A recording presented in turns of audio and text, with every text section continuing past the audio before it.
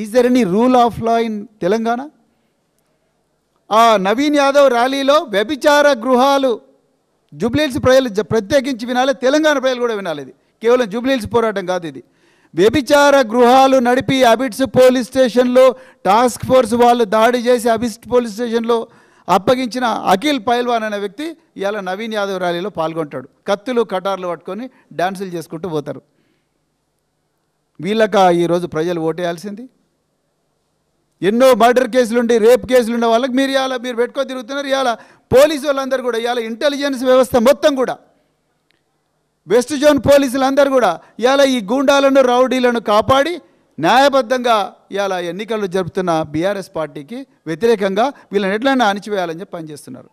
ఇవాళ బాబా ఫజీద్దీన్ అనే వ్యక్తికి 2 గన్మెన్లు ఇచ్చిండ్రు. మరి బోరబండలో రహమద్ నగర్లో బీఆర్ఎస్ నాయకులందరినీ కూడా మిమ్మల్ని బైండ్ ఓవర్ చేస్తారు అబ్బాయి, మీరు అర్జెంటుగా వచ్చి మధురానగర్ పోలీస్ స్టేషన్ లేకపోతే బోరబండ పోలీస్ స్టేషన్ లేకపోతే జూబ్లీహిల్స్ పోలీసులకు వచ్చి అటెండ్ కండి అని చెప్పి చెప్తున్నారు. ఇంకెక్కడుంది రూల్ ఆఫ్ లా?